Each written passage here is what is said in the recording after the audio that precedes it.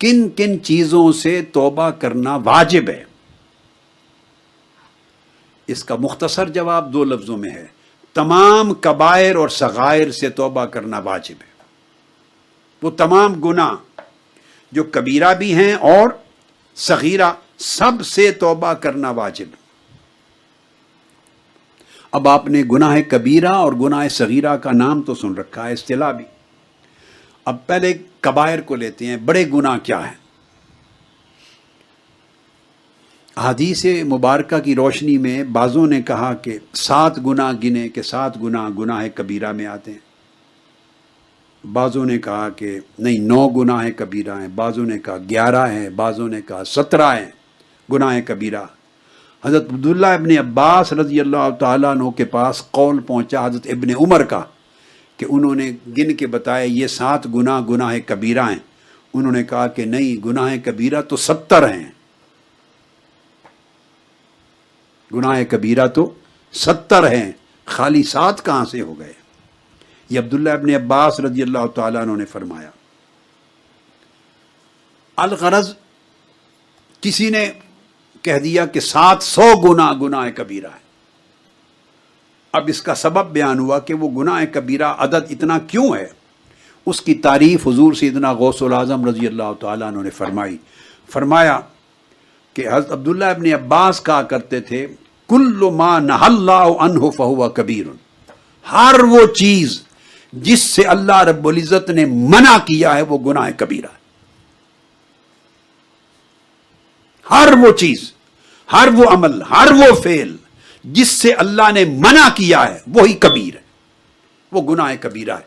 اس لیے کہ اللہ منع کرے اور مومن اس کو صغیر سمجھے، چھوٹا گناہ سمجھے، تو گویا اس طرح اللہ کے امر اور نہی کی اہانت ہو گئی۔ اس لیے عرفاء اور اولیاء اور اہل اللہ اور صالحین یہ کہتے ہیں یہ تعین اپنی جگہ بجا، مگر جس نے اللہ کی طرف جانا اور اللہ کی قربت کو پانا ہے اسے سمجھ لینا چاہیے کہ ہر وہ چیز جس سے اللہ نے منع کر دیا وہ کبیرہ ہے، ہر وہ چیز جس سے اللہ ناراض ہوتا ہے وہ کبیرہ ہے، ہر وہ چیز جو اللہ سے دور لے جاتی ہے وہ کبیرہ ہے، ہر وہ چیز جو اللہ کے غضب کا باعث بنتی ہے وہ کبیرہ ہے۔ اس لیے اس کی تعریف کی گئی، وہ تعریف ان تمام امور پر حاوی آ جائے گی، یعنی اس کا احاطہ کر لے گی۔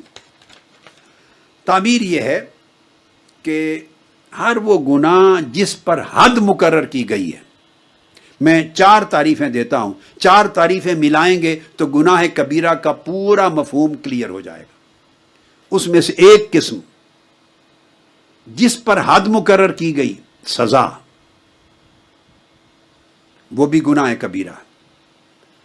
دوسری شکل، ہر وہ عمل، وہ گناہ یا فعل جس پر اللہ رب العزت نے کسی قسم کی آخرت کی سزا کی وعید سنائی ہے، دوزخ کی وعید سنائی گئی ہے، یا اپنے غضب کی وعید سنائی ہے، یا کسی بھی شکل میں اخروی زندگی کے عذاب کی اور سزا کی وعید سنائی ہے، وہ گناہ کبیرہ بن جاتی۔ ایک ہے حد جو عدالت نافذ کرتی ہے، ریاست نافذ کرتی ہے، باقاعدہ پنشمنٹ آپ کی ایگزیکیوٹ ہوتی ہے۔ ایک وہ جس پر اس طرح کی حد مقرر نہیں، اخروی سزا کا ذکر ہے، آخرت کی سزا کا، عذاب کا، وہ گناہ کبیرہ ہے۔ اس میں مثلا سود کھانا، اس کے لیے وہ حد نہیں ہے جیسے خاص جرائم کے اوپر حد مقرر ہوتی، مگر یہ گناہ کبیرہ ہے، چونکہ اس حد سے بڑی حد مقرر کی گئی ہے دوزخ کی، اس کو دوزخ کی سزا دی۔ یتیم کا مال کھانا، اس کے لیے وہ جو عدالت جو نافذ کرتی ہے، وہ یا لاء میں جو لکھا ہوتا ہے کہ یہ اس کی کوانٹم آف پنشمنٹ ہے، وہ نہیں ہے، مگر اس سے بڑھ کر ہے، چونکہ دوزخ کا عذاب دنیا کے عذاب سے زیادہ سخت ہے۔ یہ گناہ کبیرہ ہے۔ قطع رحمی، خونی رشتے کو کاٹنا، اس کی حق تلفی کرنا گناہ کبیرہ ہے۔ عقوق والدین، وہ اس طرح کی سزا نہیں جیسے چوری پر، ڈاکے پر، شراب پر، قتل پر، بدکاری پر حدیں مقرر کی گئی ہیں، مگر ان سے بڑی حد ہے قیامت کے دن آخرت میں عذاب آخرت کی، جہنم کی، حقوق والدین، والدین کی نافرمانی، یہ گناہ کبیرہ ہے، جادوگری گناہ کبیرہ ہے، چغلی گناہ کبیرہ ہے، جھوٹی گواہی دینا، یہ سارے امر یہ گناہ کبیرہ ہے۔ اس کے بعد تیسری وہ ہے ہر وہ چیز جس پر کتاب یا سنت، قرآن یا حدیث میں جس چیز کو حرام ٹھہرایا گیا ہو، کوئی فعل جس کو حرام ٹھہرایا گیا، اس پر حد کا ذکر آیا ہے یا نہیں، وہ گناہ کبیرہ ہے۔ اور چوتھی قسم ہر وہ چیز جس پر اللہ رب العزت کی بارگاہ سے لعنت یا غضب وارد کیا گیا ہے، قرآن اور حدیث میں کہ ان چیزوں پہ اللہ کی لعنت ہو، ایسے کرنے والے پر اللہ کی لعنت ہو، ایسے کرنے والے پر اللہ کی لعنت ہو، اس پر اللہ کا غضب ہو۔ جہاں اللہ کا غضب اور لعنت کی گئی ہے، یہ نام دو لفظ آئے ہیں، وہ سب گناہ کبیرہ ہو جاتے ہیں۔ جب آپ اس کو دیکھتے ہیں تو پھر گناہ کبیرہ کا پورا تصور واضح ہو جاتا ہے۔ تو گناہ کبیرہ کی ان حدود میں صاف ظاہر ہے انسانی جان کا قتل کرنا بھی ہے، بدکاری بھی ہے، جھوٹی گواہی دینا بھی ہے، رمضان کا روزہ چھوڑنا بھی ہے، جھوٹی قسم کھانا بھی ہے، قطع رحم بھی ہے، والدین کی نافرمانی بھی ہے، صلاحیت اور طاقت ہونے کے باوجود دشمن سے پیٹھ پھیر کے بھاگ جانا، یہ بھی گناہ کبیرہ ہے۔ یتیم کا مال کھانا، خیانت کرنا، بددیانتی کرنا، ناپ تول میں کمی بیشی کرنا، نماز کا ترک کرنا بھی گناہ کبیرہ ہے، حتیٰ کہ نماز کو لیٹ کر دینا بھی گناہ کبیرہ ہے، سچائی کو چھپانا گناہ کبیرہ ہے، رشوت لینا گناہ کبیرہ ہے، حتیٰ کہ زکوٰۃ نہ ادا کرنا گناہ کبیرہ ہے، حتیٰ کہ نیکی کا حکم دینا اور برائی سے روکنا، یہ جو حکم ہے اس کو بجا نہ لانا بھی گناہ کبیرہ ہے۔ یہ بندے کے فرائض میں سے ہے۔ اس طرح جھگڑا کرنا گناہ کبیرہ سے ہے، اللہ کی رحمت سے مایوس ہونا گناہ کبیرہ سے ہے، اللہ کی تدبیر اور اس کی گرفت سے بے نیاز ہو جانا، بے فکر ہو جانا، اللہ کی گرفت اور مواخذے کو ہلکا سمجھنا اور گناہ سے بے خوف ہو جانا، یہ سب گناہ کبیرہ ہیں۔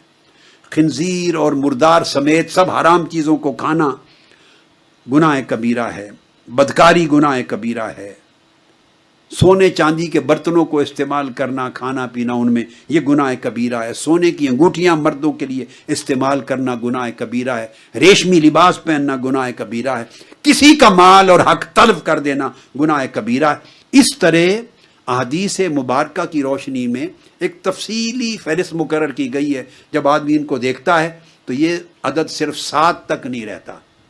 کسی ایک حدیث پاک میں آقا علیہ السلام نے 7 کا بیان کر دیا، اس کا مطلب یہ نہیں کہ حصر ہو گیا کہ 7 سے زیادہ گناہ کبیرہ نہیں۔ ابھی میں نے آپ کے سامنے 25 گن دی ہے اس وقت، اور یہ سب احادیث نبوی سے اور آیات قرآنیہ سے ثابت۔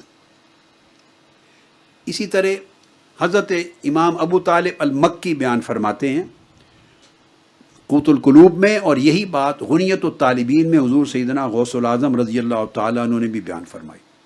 آپ نے فرمایا کہ ہر وہ چیز جس پر اللہ نے دوزخ کی آگ کا ذکر کیا وہ گناہ کبیرہ ہے، اور ہر وہ چیز جس پر دنیا کی سزا کا ذکر کیا وہ گناہ کبیرہ ہے۔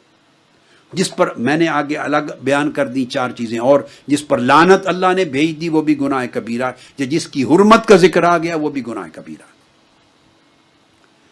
آپ ارشاد فرماتے ہیں حضور سیدنا غوث العظم رضی اللہ تعالیٰ عنہ غنیت الطالبین میں، اور یہ امام ابو طالب المکی نے بھی اس کو بیان کیا، 17 چیزیں ہیں گناہ کبیرہ کی خاص سر فہرست، اور وہ 17 چیزیں دراصل وہ اقسام ہیں 17، اور ان 17 کیٹیگریز ہیں، ان کی تفصیل میں جائیں تو عدد بڑھ جاتا ہے گناہ کبیرہ۔ ان سب کبیرہ گناہوں سے توبہ واجب ہے۔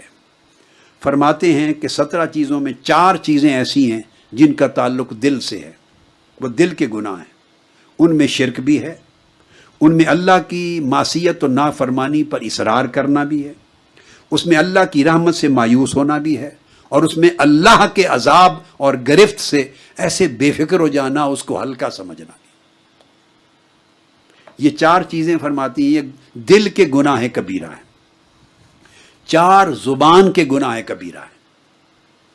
زبان کے جھوٹی گواہی دینا، کسی پاکباز بندے یا خاتون پر الزام تہمت لگانا، جھوٹی قسم کھانا جس سے سچ باطل ثابت ہو جائے اور باطل سچ ثابت کر دیا جائے، یا کسی کا مال لوٹ لیا جائے، یا کسی کے حق کے خلاف کوئی چیز اسٹیبلش کر دی جائے، یہ ایسی قسم ساری یہ بھی گناہ کبیرہ میں، اور جادو بھی گناہ کبیرہ میں۔